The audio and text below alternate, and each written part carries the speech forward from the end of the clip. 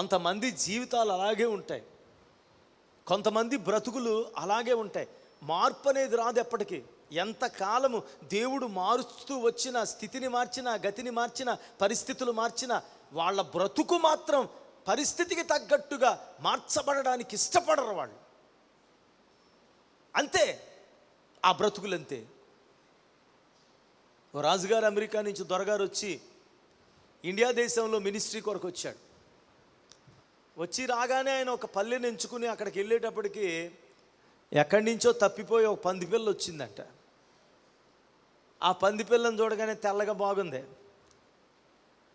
చాలా బాగుంది, ముద్దుగా ఉందని చెప్పి ఆయన ఇంకెవరో నాకు తోడలేరు కదని పందిపిల్లను పెంచుకుంటున్నాడంట. పందిపిల్ల అయితే మాత్రం దాన్ని శుభ్రంగా కడిగి షాంపూతో వాష్ చేసి, దానికి మంచి పెర్ఫ్యూమ్ కొట్టి, దానికి మంచి తెల్లని డ్రెస్ కుట్టించి, దాని మెడలో ఓ బంగారపు గొలుసేసి, దాని రూపురేఖలన్నీ మార్చేశాడు. దానికి చైన్ వేసి, ఆ చైన్ పట్టుకుని మార్నింగ్ వాకింగ్కి అలా తీసుకెళ్ళేవాడంట. అందరూ కూడా అదిరిపోయేవారంట. ఏంటిది పందేనా, ఎంత మారిపోయింది, దీనికి గెటప్పో సెటప్పో భలే ఉంది అనుకుని, వాళ్ళు కూడా మరి దొరగారు పంది కదా అందుకని బుజ్జి అని మరి అదే పందే పక్కకి వస్తే చీ అంటారు. దొరగారి చేతిలో క్లీన్ అయిన పంది కాబట్టి దాన్ని చూసేటప్పటికి బుజ్జి లాలి కన్నా అంటారు. ఆఖరికి అలాగా ఆయన ఆనందంగా వెళుతూ ఉన్నప్పుడు ఆ వాకింగ్లో ఒక్క నిమిషం అలా గొలుసు వదిలి ఆయన ఏదన్నా ఎలాగెలాగ అనేటప్పటికి అది వెళ్ళి ఎక్కడన్నా మురుక్కుంటుంటే అందులో దూకేసిదంట. దాన్ని ఆయన మురికిలో నుంచి బయటికి తీసి, దుర్మార్గురాల, బుద్ధి లేదు నీకు, ఎంత మంచి లక్ష సబ్బుతో కడిగాను, నీకు మళ్ళీ తెల్ల బట్టలు, నీకు బంగారపు గొలుసు, ఇవన్నీ వేసిన నీ బుద్ధి మారదా, మళ్ళీ మురికి కనబడగానే అందులోనే, రొచ్చు కనబడగానే అందులోనే దూకుతావా, చె అని తిట్టుకుంటా దాన్ని తీసుకెళ్ళి. ఆయనకి దీని పని ఎక్కువైపోయింది. మళ్ళీ ఆ వాసన పోయేదాకా మళ్ళీ కడిగి అది అంటూ ఉంటాం, మళ్ళీ కడిగి మళ్ళీ రొచ్చు కనబడితే అందులో దూకేసింది.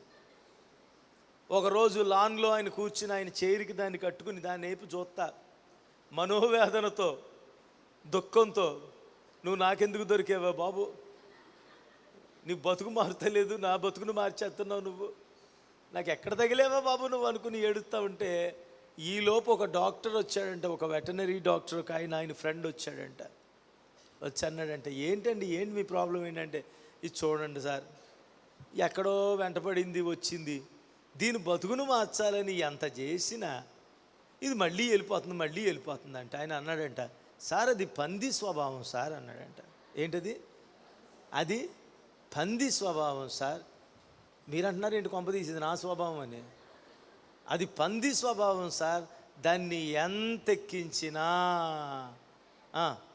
ఏదో సామెత ఉంటుంది, గగనపు సింహాసనం మీద సునకమును వద్దులే, అది పంది స్వభావం సార్ అన్నాడంట. మరి ఇప్పుడు దీనికి ఏమైనా ఆప్షన్ ఉందా? ఉంది. దీని గుండెకాయ మార్చేయాలి. దీని గుండెకాయ మారిస్తే దాని బుద్ధి మారుతుంది. సరే పని చేద్దానండి, గొర్రెపిల్లను తీసుకురండి, దీన్ని కూడా తీసుకురండి, నేను ఆపరేషన్ చేస్తాను, దీని గుండెకాయ దానికి, దాని గుండెకాయ దీనికి మార్చేద్దాం అన్నాడంట. ఓకే అని డాక్టర్ గారు ఆనందంగా వెళ్ళాడు. సాధు జంతువు చక్కని గొర్రెపిల్లను తీసుకెళ్ళి దాని గుండెను తీసి దీని గుండెకు అమర్చారు. Operation success. కోలుకుంటుంది, బయటకు వస్తుంది. ఎవరో వచ్చిన తర్వాత దేవుని బిడ్డలారా, చక్కగా గాయాలన్నీ మాన్ని చక్కగా ఆయన పట్టుపరుపు మీద పెట్టుకుని దానికి ఫీడింగ్ ఇస్తూ గాయాలు కట్టి అంతా చక్కగా చేశాడు. పూర్తిగా రికవర్ అయిపోయింది. అయిన తర్వాత దీని బుద్ధి మారిందా లేదా చూద్దాం అనుకుని వాకింగ్కి తీసుకెళ్ళాడు. కావాలని ఎక్కడికి తీసుకెళ్ళాడు తెలుసా? ఎక్కడికి? కావాలని తీసుకెళ్ళాడు. అది చూస్తుంది కానీ అటు చూస్తలేదు. తోసాడు, వెళ్తలేదు, వదిలేశాడు, ఈయన పక్కనే ఉంది. అలా కాదని అలా తోసాడు, పరిగెత్తుకుని వెనక్కి వచ్చేస్తుంది కానీ మురికిలోనికి వెళ్ళలేదు. ప్రైజ్ అలాడ్. ఆకారము పొందే గాని దాని హృదయము మారిపోయింది. నా ప్రభువైన యేసు కూడా చెబుతున్నాడు, ప్రియులారా, మీకు నూతన హృదయాన్ని ఇస్తాను, హృదయాన్ని ఇస్తాను. దేవుని వాక్యం సెలవిస్తుంది ప్రియులారా. తెలుసా దేవుని వాక్యంలో రాయబడిన మాట? హృదయము అన్నిటికంటే మోసకరమైనది, అది ఘోరమైన వ్యాధి కలిగింది, దానిని గ్రహించగలిగిన వాడు ఎవడు? ఆ వ్యాధి కలిగిన మోసపోయే గుణమున్న, ఇప్పటికే పాపరోగము పట్టి క్షీణించిపోతున్న నీ హృదయాన్ని తీసివేసి నూతన హృదయాన్ని దేవుడు నీకు ఇవ్వాలని ఆశపడుతున్నాడు. స్తోత్రం కలుగును గాక. ప్రభు దగ్గరికి వస్తావా?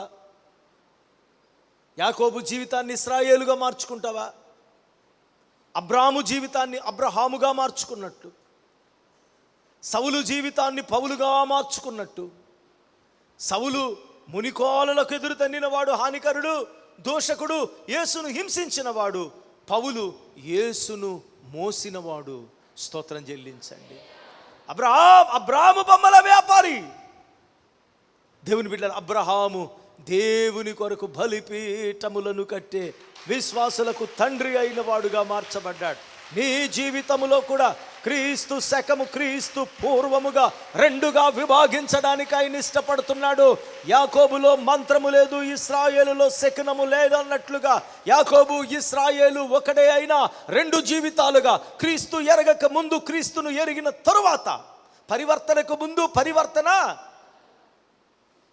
పరివర్తనకు ముందు యోనా వెళ్ళనన్నాడు, పరివర్తన తర్వాత వెళ్ళి ప్రకటించాడు. అంతేనా కదా? స్తోత్రం చెల్లించాడు. ముందు వెళ్ళనన్నాడు, అతనే వెళ్ళాడు.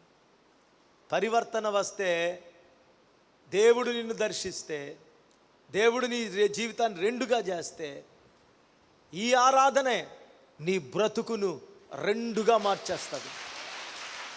స్తోత్రం చెల్లించండి. నువ్వెవరైనా తమ్ముడు, సోదరి, లైవ్లో వింటున్న బిడ్డలకు కూడా, నీ జీవితం ఇంతవరకు నువ్వు పడిన కష్టాలు చాలు, నువ్వు పడిన నింద చాలు.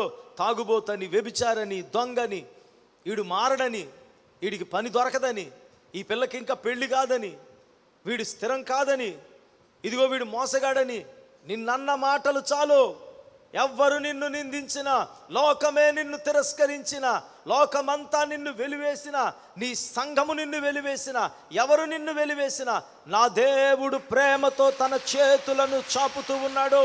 నీలాంటి వాళ్లను మార్చడానికే యేసయ్య వచ్చాడు.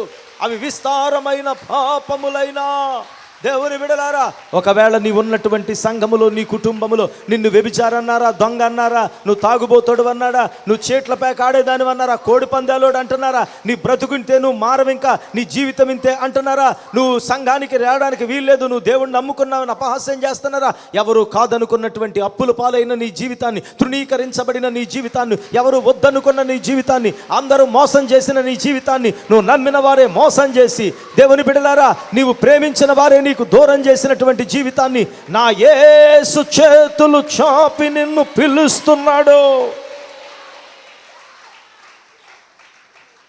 నా యేసు చేతులు చాపి నిన్ను రమ్మంటున్నాడు. ఆమేన్. నూతన జీవితాన్ని నీకు ఇవ్వడానికి ఆయన ఇష్టపడుతూ ఉన్నాడు. Praise the Lord. Hallelujah. B Ravikumar, మేలుకొలుపు స్వరము, Emmanuel healing home ministries, 2nd Street, Gandhinagar, Nidawal, West Godavari District, Andhra Pradesh. Our PIN code 534301. Our email ID melukolupuswaramu@gmail.com. Our cell number 7675988768. మా చిరునామా డాక్టర్ బి రవికుమార్, మేలుకొలుపు స్వరము, ఇమ్మానుయేలు స్వస్థత గృహ పరిచర్యలు, గాంధీనగర్ 2వ వీధి, నిడదవోలు, పశ్చిమ గోదావరి జిల్లా, ఆంధ్రప్రదేశ్. మా పిన్ కోడ్ 534301. మా ఇమెయిల్ ఐడి melukolupuswaramu@gmail.com. మా సెల్ నెంబర్ 767598887668.